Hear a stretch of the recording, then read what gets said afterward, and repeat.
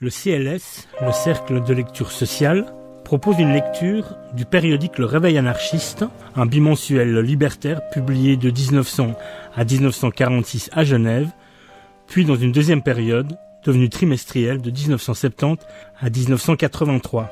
Journal créé par le typographe tessinois Luigi Bertoni, une figure du mouvement ouvrier, socialiste et anarchiste suisse. Il s'agit ici du numéro 954 du 23 août 1936, alors que la guerre d'Espagne vient tout juste de s'enclencher. Le Réveil anarchiste est vendu tous les 15 jours au prix de 15 centimes. La rédaction et l'administration se situent en rue des Savoies 6 à Genève. Genève, au Victoria Hall. Vendredi 7 août, un grand meeting était convoqué au Victoria Hall sous les auspices du comité d'aide au peuple espagnol, au cours duquel prirent la parole devant plus de 1500 auditeurs, divers orateurs, délégués par leurs organisations respectives, ainsi que notre camarade Bertoni.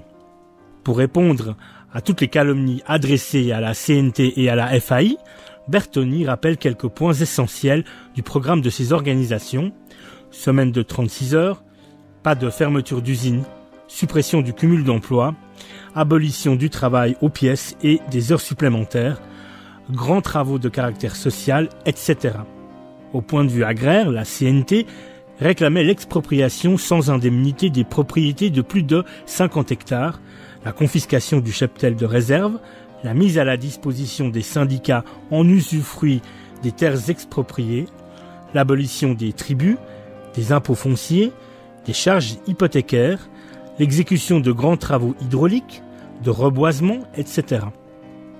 De plus, la CNT revendiquait la diminution de la journée de travail, le nivellement des salaires avec le coût de la vie, etc. On ne peut accuser les auteurs de ces programmes constructifs d'être des fauteurs de désordre. Les églises vivent toujours de l'oppression, de l'exploitation. Il faut bien se rappeler qu'en Espagne, ce n'est pas le gouvernement qui a sauvé le peuple, c'est le peuple qui a sauvé le gouvernement. Le fait d'avoir surgi de tous les côtés sans attendre de commandement particulier a sauvé le peuple espagnol. Si nous devons avoir la plus grande admiration pour le héros du Schutzbund de Vienne, nous ne pouvons cependant oublier cette douloureuse vérité qu'il y avait des centaines de mille hommes, camarades et sympathisants de ceux qui se battaient et qui, pendant de mortelles journées, n'ont pas fait le moindre geste parce qu'ils attendaient des ordres.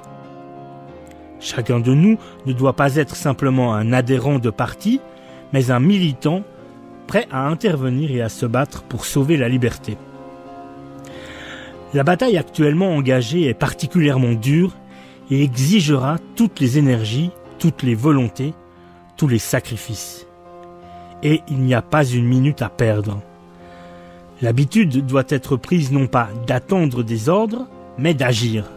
Ce qui s'est passé en Espagne doit nous instruire pour ce qui pourrait se passer ailleurs. Nos camarades espagnols avaient prévu que la réaction aurait recours aux actes. Les ouvriers savaient que Gilles Robles avait une véritable armée à sa disposition et qu'il remplaçait les officiers connus comme républicains par des fascistes. Il est incroyable que ces faits connus par le gouvernement ne l'aient pas engagé à se débarrasser rapidement de ses ennemis. Nous sommes acculés à une lutte très dure. N'ayant plus d'espoir, comme autrefois en une bourgeoisie libérale, nous ne pouvons plus compter que sur nous-mêmes. Nous représentons un avenir de liberté, de justice et de progrès réel. Pour la première fois, nous avons l'exemple d'un peuple qui s'est dressé à l'improviste pour la défense de ses libertés. Nous devons contribuer à sa victoire de toutes nos forces. Bertoni s'écrie en terminant: pour sauver l'avenir de progrès, de justice et de liberté, tenez-vous prêts, militants, travailleurs, à la lutte qui exigera tous les sacrifices. En avant! Et que triomphe ce peuple qui ne veut pas le retour à une Espagne inquisitoriale, soutenue par le protestantisme réactionnaire, par ces calvinistes genevois qui, lorsqu'ils ont peur de perdre leurs injustes privilèges, deviennent les papistes les plus enragés. À la salle du Grütli. Malgré un seul entrefilet, paru le jour même dans Le Travail, et un petit nombre de tracts, nombreux furent ceux qui répondirent vendredi passé à notre appel. C'est devant une salle comble que notre ami Bertoni commence sa conférence intitulée « L'action en Espagne, l'armée contre le peuple ». Pour dissiper une fois pour toutes les équivoques, Bertoni commence par relater les événements d'octobre 1934, au cours desquels les militants de la CNT et de la FAI furent honteusement qualifiés par la presse de gauche de traîtres au prolétariat. Alors que nos camarades, tout comme ces jours, se battirent valeureusement dans les Asturies, cependant qu'à Barcelone le président de la Généralité, Companys, fit enfermer nos meilleurs militants, 24 heures avant les événements, et non seulement refusa de donner des armes à nos camarades restés en liberté, mais les fit chasser de leurs locaux. Bertoni prononce un énergique réquisitoire contre la presse bourgeoise et calviniste de Genève au service de sa cléricanaille, laquelle se rue avec un sadisme inouï sur le peuple espagnol, défendant héroïquement les armes à la main, ses libertés acquises au cours de longues luttes. On veut les lui ravir à coups de canon pour amener le retour des travailleurs à l'esclavage le plus abject, copié sur les plus sombres jours du Moyen-Âge. Bertoni relate avec la triste odyssée du peuple espagnol au cours des siècles l'horrible époque de l'inquisition cléricale. Arrivant dans le vif du sujet, il dénonce la complicité des fascismes romains et germains, ainsi que celle de la haute finance dans les tragiques événements qui ensanglantent l'Espagne.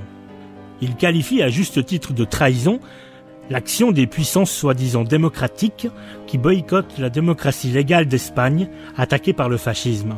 Puis il donne quelques détails captivants sur la lutte acharnée que livrent nos camarades contre les hordes militaro-cléricales et fait allusion à la tentative de désarmement de certains contingents de milices appartenant à la CNT et à la FAI.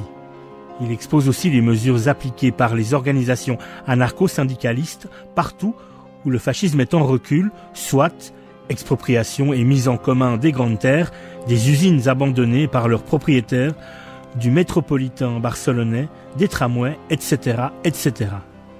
Dans un élan émouvant, Bertoni s'élève contre ce régime d'iniquité et de turpitude portant en son sein la misère la plus noire et les plus terribles massacres, et en terminant, il fait appel à la solidarité matérielle et morale des travailleurs de Suisse, malgré les interdictions édictées par le Conseil fédéral, toujours à plat ventre devant ces États fascistes qui menacent ouvertement l'intégrité territoriale de la Suisse. C'est signé A. Cornu.